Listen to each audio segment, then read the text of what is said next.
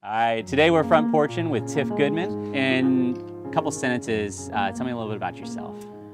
All right, let's see. I'm from Maryland, PG County. I always gotta rep my hood. And then I came to Richmond to go to University of Richmond back in 2003. Graduated from U of R 2007, and the only other place I've lived since then is here.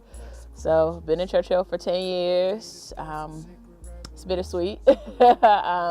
And I think just from my experience here, it really did kind of shift where I thought I would be in life to really caring and being involved in both the community, teenagers and youth, and mental health. And so that's pretty much what I do a little bit. My husband says I'm a jack of all trades, so I dabble in a lot of different things. But overall, pretty chill. I'm a homebody. Tell me a little more about your work with youth. What is it specifically that you do, and why do you do that? Yeah, so I've learned after getting into the field of counseling that a lot of counselors have multiple jobs. So I'll break down my full-time and my part-time gigs. So full-time, I'm a counselor. My agency is called Challenge Discovery Projects, and we're actually moving into the Family Resource Center the end of this year. So we're doing a little bit of expanding, and it's really exciting for us because we primarily serve the Churchill and Greater Richmond communities. So there I'm a counselor. During the daytime, I'm assigned to a school, and my school is Fairfield Court Elementary. Shout out to all the Fairfield Court teachers because they're awesome. And we do a program in the schools called Say It With Heart, which is an anti-bullying and pro-social and social emotional skill building program. So I'm there for about a couple hours each day in the schools, and then I come back to the office and do just standard outpatient therapy, which is either focused on substance use with teens, trauma with teens and families, a little bit of anger management, conflict resolution, and basic mental health. And we also, we're fortunate that our program gets to be in the detention as well. So I'll do a couple of groups in the Richmond Juvenile Detention right down the hill. And so that's my full-time job, good people over there. And part-time I do trainings for SCAN, focused on trauma awareness and trauma education. There's this really big thing called the ACEs study that everybody's talking about, so we can chat about that a little bit. But I just did a training with RPS staff yesterday, and that's my full-time and part-time, outpatient in the schools, in the jail, and training. And I imagine ACE will come up as the answer to this question, but why is it that counseling and training are needing, especially in a community like Churchill, where you're largely centered? I mean, it's been historically documented that minority communities are underserved in mental health, and they're actually twice as likely to not return to mental health services, and a lot of that has to do with the connection with the counselor. But a lot of that has to do with just cultural stigmas pertaining to mental health. I do an ACEs group at Armstrong, and one of the kids said to me, they were like, Black families don't believe in depression. And so I was like, well, do you believe in depression? Like, let's talk about that. And it was crazy because a young white kid was like, well, my grandfather said there's no such thing as ADHD. So it sparked a really good conversation based on that. But we just, for years, for decades, mental health is a fairly new field in general. I mean, PTSD was the 1950s, 1960s when we were first starting to discover it, and childhood PTSD was just placed in the DSM a year ago. So understanding how our life experiences impact and shape who we are, in addition to just the chemical and biological things that make us people, play a role in how we perceive life. We just haven't valued it as we should, and even trained professionals are still misdiagnose things because we're still learning in the process. And so it's so complex, but I think it's so needed. And honestly, my work when I was with East End Fellowship and just being in that community and learning and knowing about the kids and the families, it just led me to how could I better serve, opposed to just being a fun Tiff and we could call Tiff and things like that, and having youth group, which was all great and it was all meaningful and impactful. I really thought that if I wanted to take my potential in myself, but also my ability to serve those around me to the next level, I needed to go back to school and pursue this a bit more and more seriously. Tell me a little more about the ACE score and specifically why somebody who Maybe just give me a breakdown on ACEs. Yeah, tell me a little bit about why the it matters. ACE score and why it matters. Okay. So there's a study done by Kaiser Permanente and CDC, the Center for Disease Control. And the crazy part is that the study was primarily focused on middle-class white males about trauma because there were some health outcomes that they were starting to see patterns with, such as obesity, risk of STDs, as well as larger things like COPD, or depression, attempts at suicide, likelihood to abuse substances and things like that. And what they did is they asked 10 questions, and I'm going to botch the 10 questions, but it was primarily focused on physical abuse, sexual abuse, neglect, emotional abuse, incarceration of a parent, separation or death of a parent, separation and custody or caregivers, mental health or substance use of a parent, things like that. And they would ask you 10 questions, and however many questions you answered yes to would determine essentially what your ACE score is. And so the study said, I believe about 2 out of 3 people that did this survey had an ACE score of at least 1. And if you had an ACE score of at least 1, there was a 48% chance, between 40 and 50% chance that you would have more than 1. And once you get to that magic number of 4, then all of your health outcome risks just multiply through the roof on what you're more likely to experience and go through. And some of those things are like really obvious. And even, at this Armstrong group, I asked, like, why do you think a higher score would lead to maybe a higher rate of STDs? And one of the students were like, well, maybe if you've been abused, you don't know what it feels like to be loved, and you want to be loved, and so you're more willing to make high-risk choices to get that love, and that can include that. And I was like, those are great correlations, and what seems like a common sense pathway.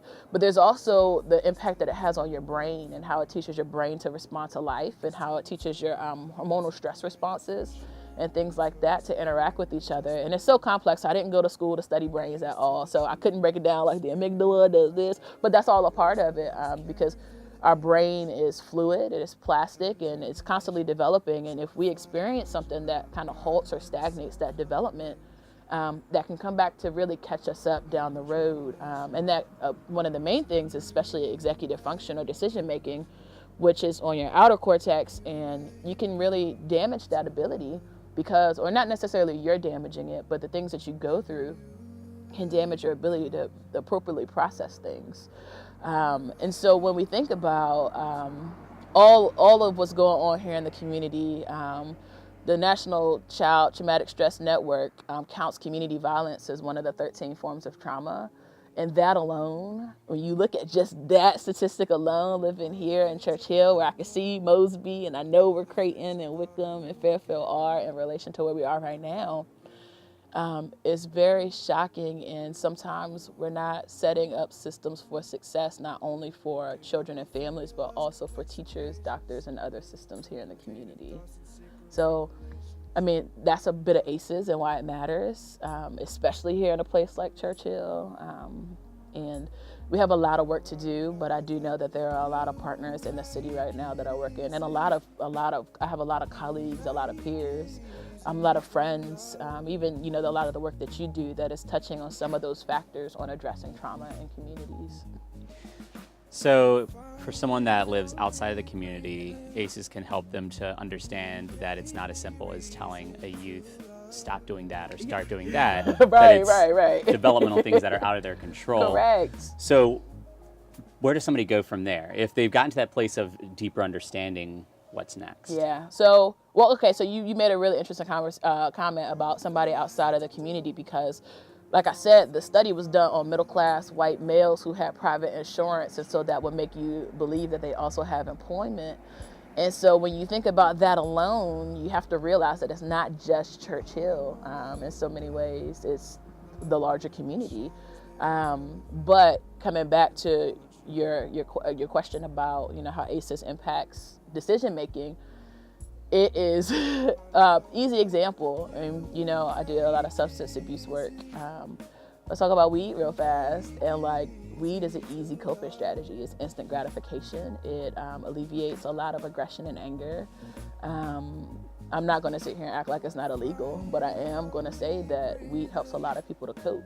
And if you have, through trauma or through stress reaction, lost your ability to appropriately cope with crises, or lost your ability to appropriately cope with your everyday frustration. And a lot of this is frustration tolerance, that we don't see. But that's something that you have to learn and grow into. And imagine, being a child growing up without the ability and the safety and the space to develop that skill, as well as these constant impacts and stressors coming at your brain to teach you adrenaline. Everything is important. Nothing can be solved through, civil discourse and, politeness and things like that. A common conflict mixed with adrenaline and how your body has been trained to respond can lead to what is perceived as a life or death situation, and I have to fight my way out of it. So we demonize fighting, but we don't demonize the external impacts as much that leads a body to believe, not even a person, but a body to believe that fighting is the best response out of this. And so it's really tough because, you want to hold people accountable for the choices and decisions that they make. But at the same time, what's leading to them even making those choices or decisions, and like, how do we empower them to move beyond the experiences, and how do we even stop the experiences? Like, how do we just decrease ACEs in general in communities, but provide a more holistic and more redemptive way to grow someone through what they've been through? And that's a hard balance because, like I said, we always want to hold people accountable, but sometimes we're not willing to look at the context. And everybody has a story. The baddest kids you'll meet will probably have the most complex story. The sweetest kids you'll meet will still have a very intricate and personal story. But it's just really hard to make that divide, and it's hard to not look at the behavior but look at the history and look at the environment and the experience of a person. So it's not like you're saying there's, in this, there are macro ways to approach it. Like, how do we reduce a lot of trauma? And there's micro, how do we, in this person I'm interacting with, how I come to understand their story? Yeah. Like, are there ways that you've learned that are helpful in understanding somebody's story or helping them to feel comfortable telling their story? Okay, so one of the more basic approaches to like a trauma-informed response is build a relationship or building rapport, establishing regulation, and then building skills of resiliency, right? And one of the things is relationship is so critical. We know that through the church setting, we know that the community work, I know that as a counselor, like, relationship is critical. I'm not going to tell you my life story if I don't know you or if I feel like you're going to use it against me. So the ability to build relationship, the ability to provide empathy, and the ability to just be non-judgmental for the moment. And that's not to say that people shouldn't come back and have consequences or check their behaviors, but to be able to be with them in that moment and be non-judgmental about what's happening.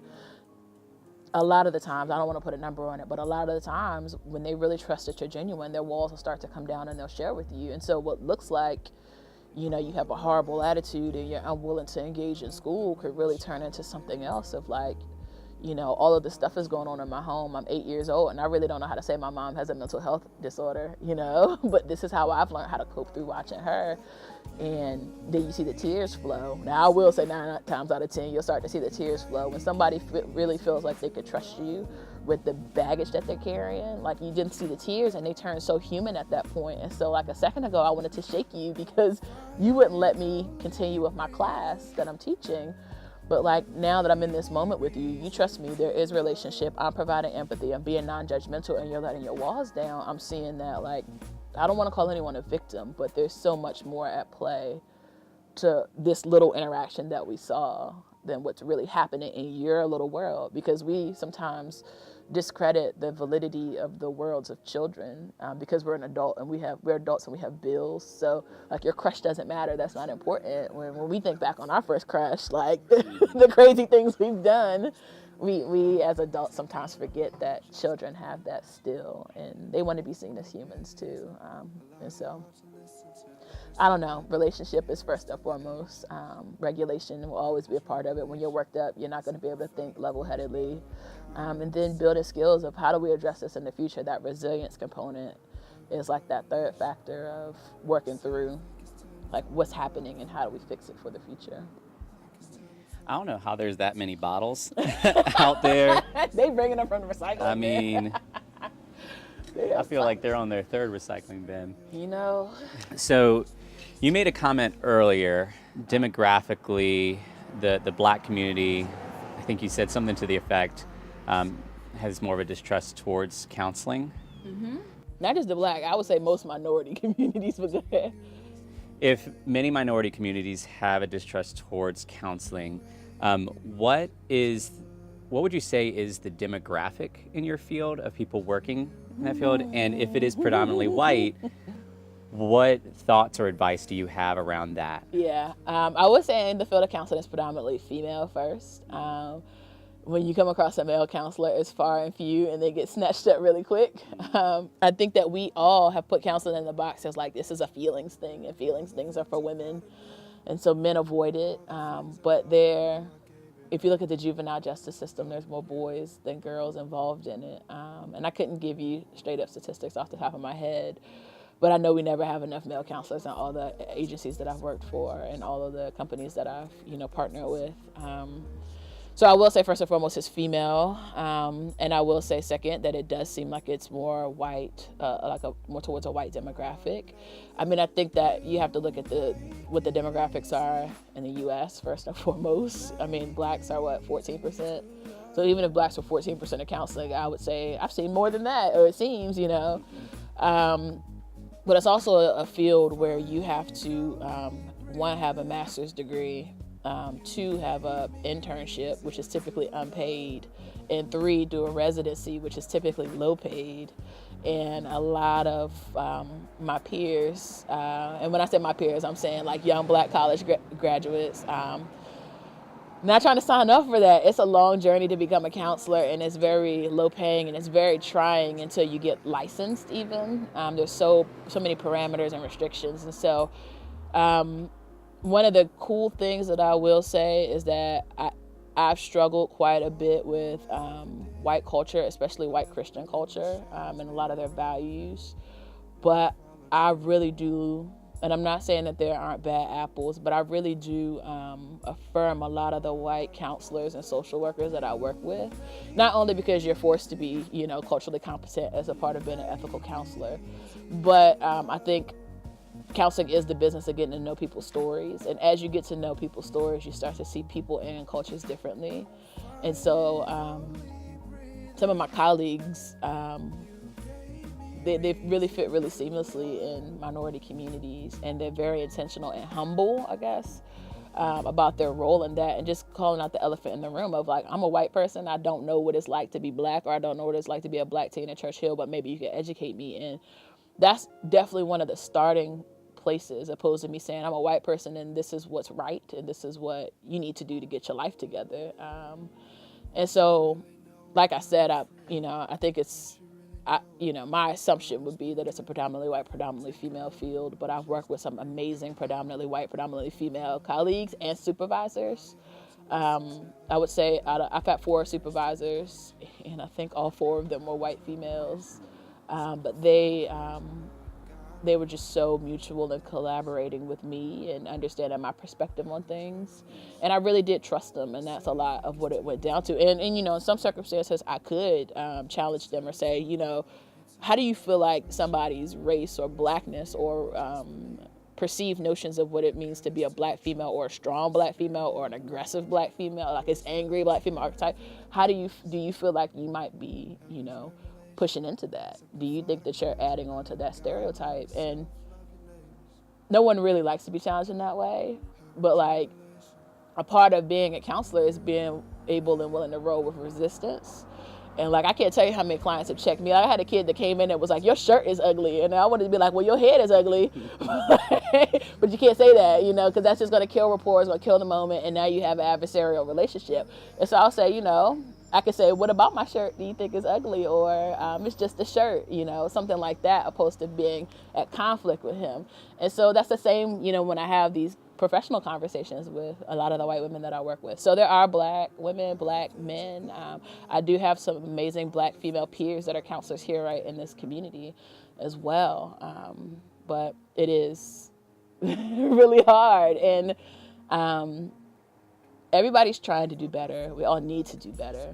We need to continue to try. But it's a growing field, and so we'll see how it goes. And I'm always going to encourage young people of color, not even just young people of color, young people of all minority groups, whether it's the LGBTQ community, whether it's the immigrant community, whether it's Spanish-speaking communities, whether it's any of that. I'm going to encourage them to go into the field because they have a role in helping their communities and serving their communities and educating me as well, you know.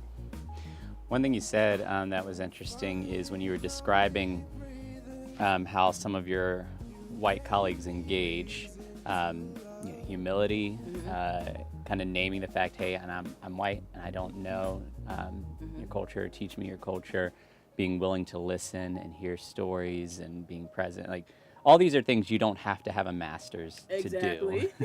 So, like, what advice would you have to somebody who is, maybe they're a volunteer at a local organization, they are coming in. What are some, like, kind of, hey, these 3 things, or what are some of the things that they should be thinking of or doing in their everyday interactions with youth in the community? Yeah, I mean, I definitely think those 3 that you just listed are very critical, but I think and this is a conversation that I've had since I've, been at college at U of R and then living here in the community of, like, as a Black person, I've really had to grapple with who I am and what that means in America. As a child, like, why is my hair like this, or why do we eat these foods, and why can she do that and I can't, and stuff like that. Or when we talk about even police stuff, how to interact with police and who gets away with what and when and where. But we really have to take a step back and check our own culture. Some white Americans don't believe that they have a culture, which is crazy to me because, like, I spent the majority of my life studying white culture so that I could fit in and get in when I need to. With white culture, but really have to take a step back and ask, what does that mean, and what values and traditions come with that? And, like, whether that's white culture, whether that's Christian culture, whether that's, whatever culture you're from, you really have to do a thorough assessment of who you are and what you believe. And then you have to ask yourself, what bias are you bringing to the table for understanding, and how could I be putting my own values and bias on somebody else where it's not even beneficial? And we're not going to say that it's not beneficial until it explodes. But, like, along the way, we really have to be checking that so it doesn't get to the point of explosion. I do think mutual peer relationships with other people who are different from you. One of the things about coming to Church Hill and working in the community is that, typically as a white adult coming here, you're working with children, and I'm not going to say that children would do anything for candy, but we know children do a lot of things for the right outcome, and that is even excuse your racism. I will excuse your racism if you treat me out to dinner, and I don't want to make it sound like that, but, like, I would excuse some things for a free meal too, not racism per se, if I even knew how to call it or identify it. Because, like, that's one of the other cool things that I really applaud some of the kids that have grown up here and who are now young adults. And I wasn't grappling with this stuff when I was their age. I really wasn't. It wasn't until maybe college. I've had experiences that I can look back on and now put words to. But sometimes you can't put words to what's happening, and they don't know what it is, that something doesn't feel right. So I really applaud a lot of the young adults here, and I think the ones that I'm talking about, that just grew up here in Church Hill and involved in chat, involved in Easton, involved in the community. So I applaud that. But a kid can't call an adult out on certain things, and kids have needs that they want to get met for good and for bad. And so you can't rely on a kid to affirm you and your racial identity and your racial standing in a community like this. You need an adult peer that doesn't gain or lose anything in telling you the truth about stuff. And those have been some of my most challenging relationships, and they've been some of my most beneficial relationships as well, because they can start to challenge me on even the things that I place on the Black community from my upbringing. So I think that that's a really huge part, having a mentor, being open to that conversation, having the ability to not tokenize because you're immersing yourself fully. If you're just coming to Church Hill to serve and then you're going back to your all-white worlds and environments, that's just not going to do it, because you have that comfort level. And I have a comfort level to go back to. Let me be very, very honest about it. But you have that life that you're going back to, and that's not to say that you can't have an impact, but you really do have to consider what your impact is going to be. And if that impact includes close interactions with children especially, then you need to have some type of accountability to the work that you're doing. When you think of your dreams for this community, particularly through the work that you're doing, Okay. and not just your dreams, but also what you think is like attainable with the resources you have.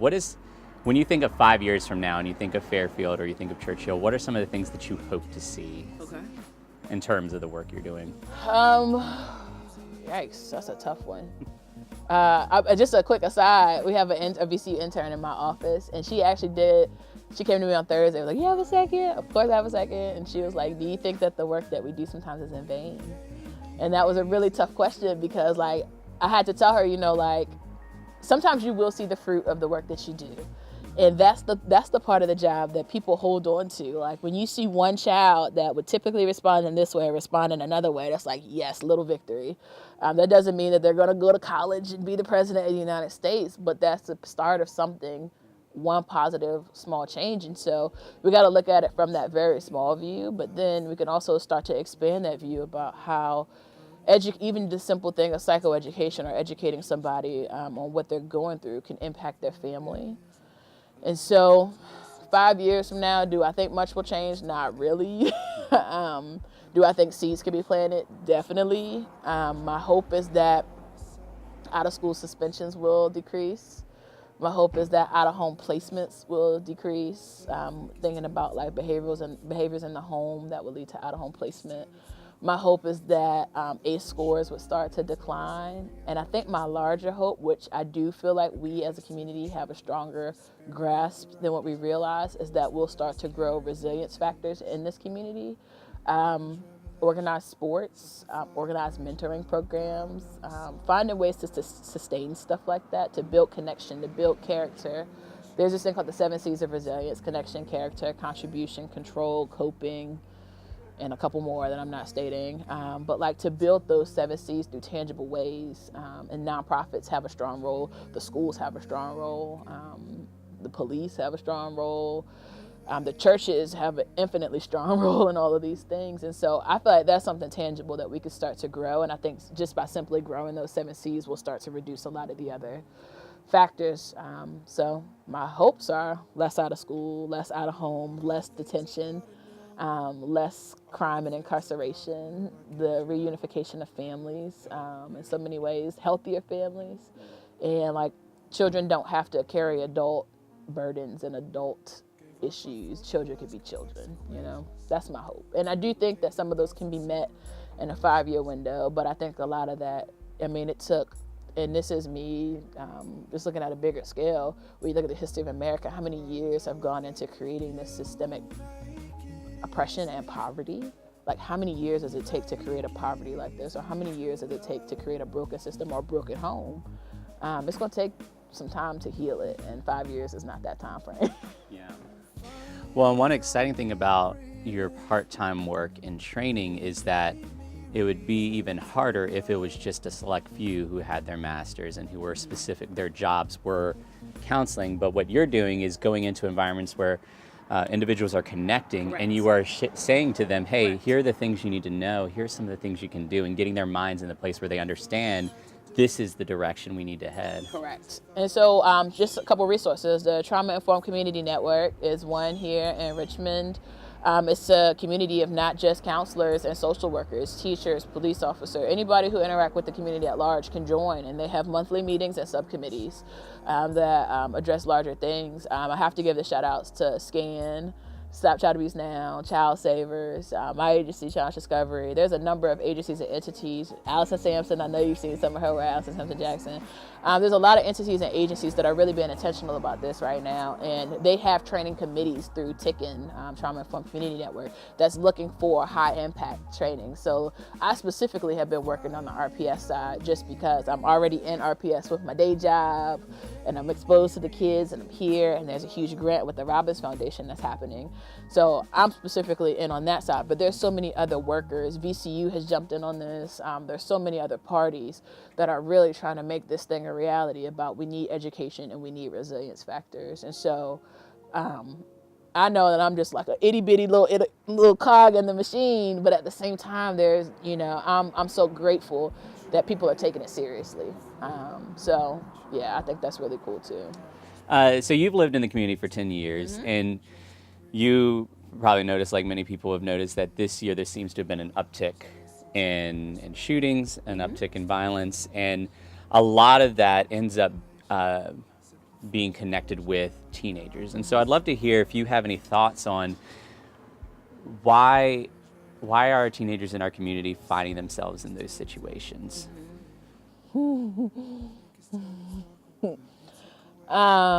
Let's see. I think that Churchill is becoming such a complex community, and I don't know statistics or numbers, so I'm gonna throw some ideas out there, and then I'm gonna go back to kind of mental health stuff because that's what I do know. So I wonder personally what it must be like or feel like to live in a community that's changing this rapidly.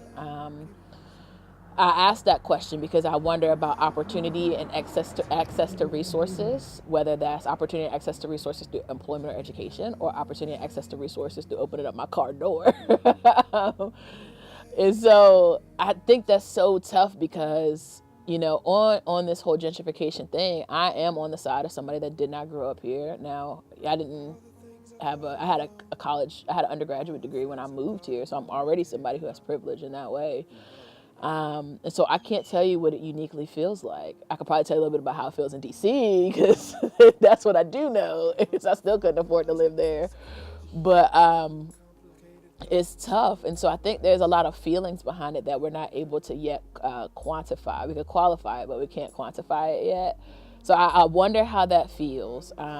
I have these conversations often with teenagers about what, like, okay, you want to do this, that, and the other. Well, what's it worth to you? Is it worth it to go and fight that person, or is it worth it to go and use that drug, or what is it worth? And I think you really have to consider what a hopeless person is willing to do and what worth is relative to hope.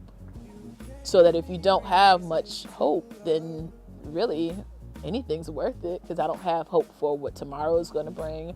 I don't have hope in my own potential. I don't have hope in the possibility for employment resources or a type of lifestyle that I'm seeing other people live or that I might even want. And so I think that that's a really tough part, because there are people in the communities here that are clear success stories. There are people who in the communities are success stories that aren't so clear, that success doesn't look traditionally as how we would view it. But there's a lot of people that get just stuck, and it's really sad and scary, and we're not doing the best we can to really start to address it as a country, as a state, as a community, even here. I'm very mindful and cautious about, like, if I would speak about gang life and gang involvement, because Richmond is very odd in the fact that, like, they don't play the major gang roles here. Like, we do have major gangs that have a nationwide kind of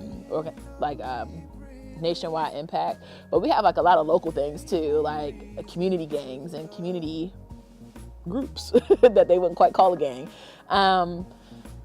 and that is a lot of concentrated poverty. That is a lot of generational poverty. Like, my family's lived in this community for so long, and it is a kind of a protective factor. It's a school thing, and it's a belonging. Everybody wants to belong to something, and if I can't sustain my belonging in this organization here long enough, then this organization has always had an arm open to me, and they'll protect me, and they care about me. And so there's something really appealing about gangs. I'm in a sorority, and I'm not going to call that a gang, but, you know, they've embraced me, and they support me, and we do things together in the community and in our personal lives and things like that. And so there's a lot of that is going on. There's a lot of frustration tolerance and the inability to resolve conflict. That's the kind of the mental health side of, like, you disrespected me, so I need to disrespect you, or our mamas don't like each other, or we're told to not like each other because of where we live. And I think the frustration tolerance is a really big one as well, where, like, I don't know how to cope with losing or not getting my way or having my feelings hurt. And so I'm just going to lash. I'm going to be impulsive. And then the other part is the access to guns, legally and illegally. And that's just a really big thing that, as a country, we're not willing to take a sober look at. We're willing to say we don't like gun violence, but we're not willing to say a lot of the implications that are involved in gun violence as well. And so when you have a low frustration tolerance and you don't have or whether you have or you don't have, or even whether your brain is willing to let you have the ability to resolve conflict. You have access to a gun and somebody has done something that has deeply hurt you. The most instant gratification is right there at the trigger. So it makes sense. But we have a lot of work to do in order to address it. And it's not just mental health, it's community, wealth, systems, laws. So again, the macro and the micro. It's both. It's micro and it's macro. But one thing what was it? You said there's 7 C's or something. So in hearing you talk, it makes me think about how I wonder, as more people are understanding the impact of trauma, as more people are understanding the value and importance of those 7 C's, and the more that people are engaging more deeply and more long-term, how that might begin to play a role in the lives of youth who their trajectory could have led in this way, but having those C's. Correct. So two quick thoughts on that. One is Brene Brown and her work on shame and all of the other stuff. It's so interesting. So I did a training at Fairfield Elementary a couple of weeks ago, and we talked about how shaming and trauma can go hand in hand in triggering the individual to have these crisis responses or traumatic responses, and how even in taking a disciplinary approach to things, trying not to use a shame model because you're not going to get appropriate outcomes that you want by shaming somebody.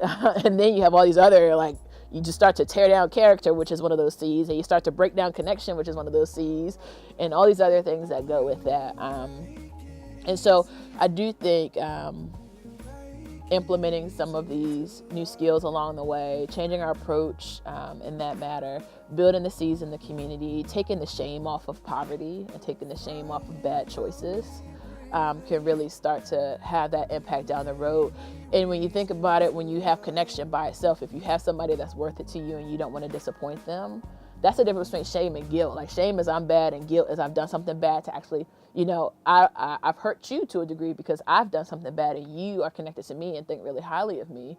And so there's a big difference in those two. And connection alone really brings that, a little bit of character, but mainly connection to somebody else can bring that difference and start to really change behaviors. But the other interesting conversation that I had was this week in the detention. In one of the groups, we did The Love Languages by Gary Chapman, and I know it's so cheesy, and I had to let them know, guys, this is so cheesy, like one of those things. But they really engaged in it, and we had some funny comments, of course, but when we got to words of affirmation, one of the young men said, words of affirmation isn't hard for me because I typically don't make good choices, so why would people affirm me?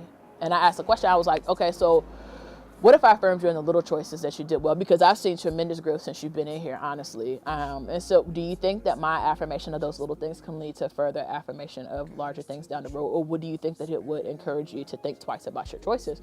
And he was like, yeah, because if you're affirming me, that means that I wouldn't want to let you down. Again, connection. But like, just the little things, and like, as communities, we always point out what is wrong, taking a shame-based approach. Like, there's poverty, there's dirt, there's crime, there's broken homes. Well, there's also resilience, there's flowers and trees, and there's people who decorate their homes for the holidays, there's community, there's a kinship of looking out for other people's families. And so when we take a shame-based approach, we do no good. But when we start to look at the strengths that are even in these communities and the self-preservation strength, because a lot of times that's what these shooters boil down to, is self-preservation as well, then we can really start to shift that conversation. Yeah. I mean, I think it would be so interesting 10 years from now if a lot of people, a lot of teenagers don't even believe that these neighborhoods are going to be here in 10 years. They're going to say, oh, they're going to shut it down, or they're going to put us all in the condos over at the old Armstrong building. So there's a lot of stuff that people don't know what's happening, and that's got to be scary, not knowing where your future is, especially if this is all you've known your whole life. But to see what that could look like in 10 years if we are engaging and if we are taking a strengths-based approach, Richmond could really be a model. Well, for those who like to pray, what are some things that people can pray for around this topic and the work that you're doing and your colleagues? How can people pray? I think in our conversation, we've talked about so many, like, we haven't necessarily taken a strengths-based approach even in this conversation about all the awesome things that's happening in Churchill.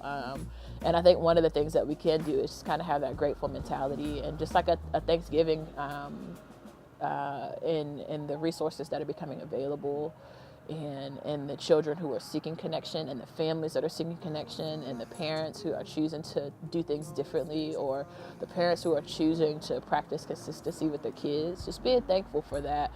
I think another prayer is us kind of really not making ourselves and our values into gods and idols, and being humble. I think a lot of this political talk kind of stems around that, and this identity politics, and what's right and what's wrong, and sometimes we forget about truth. And we know there are some definite and universal truths in this world. I know that the two of us believe in some truths as well, that there is a God and there is a Jesus that cares and is coming. And so that we can really just humble ourselves in that aspect. I don't think that God is asking for us to change neighborhoods. He's not even really asking us to save people. That's not our jobs. But I do think that God is just wanting us to connect with him and take that guidance from him. And so often I feel like if you're not in the field of work that you're supposed to be doing, or if you're not using your fruits and your talents to the best of your ability, you get that burnout, you get that drain. And when you are using it in that way, the way that God has uniquely created you, you just thrive. And it's just, it feels juicy. I guess I don't know what the word is. It feels like, this is where I'm supposed to be. This is what I'm supposed to be doing. And I think more than anything, if people really just did, Don's gonna say, do the Bible. But if people really just did what they felt like God was leading them to do in the most humble way possible, not what they want God to tell them to do, or not what I want God to bless me with this, or I want God to tell me to go do this. No, what God is just really desiring you to do, or has uniquely created you to do.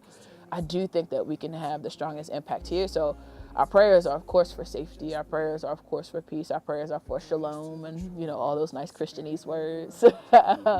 But my prayer has always been that I'm where God wants me to be, number one. And number two, that I am a walking and living example of what Jesus Christ could be, whether through me not judging as he didn't judge, or me being generous as he was generous, or things like that. Because I never know what any little interaction is going to make. I ran into an old chat kid once, and she was like, I knew you from chat. And I was like, girl, I was probably at my worst because I was tired, or because it was, when chat was in the lighthouse and I lived in the lighthouse and I was tired. And the fact that she just remembered my face, and I couldn't remember her face at all. And I was like, oh, okay. Did one of those playoffs. But that was just one of those moments where she was able to just open up to me right there on the spot in Armstrong and bring her friends around. And I was like, this is a God moment, And that's what I'm looking for in my life. And I hope that other people can have those God moments as well, especially here in this community, but just across their life and whatever communities they're in. Well, anything else on your heart you want to say? Not really. I want to give a shout out to Shola and Mahogany Sweets. I think that's a beautiful thing. I feel like she's doing exactly that. She's where God wants her to be. And I've been making actually dietary lifestyle changes for some health stuff. And I've been able to call on her and say, hey, what can I do so I don't starve while I'm trying to be a healthier and really steward my body better. And so that I do feel like this is a God moment for her. And I just got to be there to see it, because I'm very proud and I know the work that she's put in. But she's also just a sister in so many ways here in this community, a woman of color. And it's work. It's hard work. So I want to put that affirmation out there. A little shout out if I can. But I know there are a lot of other people who are doing that too. But hers is right now, and that's where I'm going next. Mm-hmm. Well, thank you so much for sitting down with me and taking some. And I just want to affirm, I appreciate not just the work that you do, but the fact that you're investing your life into others, and in a very deep and important way, and that you're seeking to equip others to do the same, because one person can do some things, but a community of people can transform a lot. So thank you for what you do. Thank you, sir. It's nice knowing you. It's been a good long time. It has.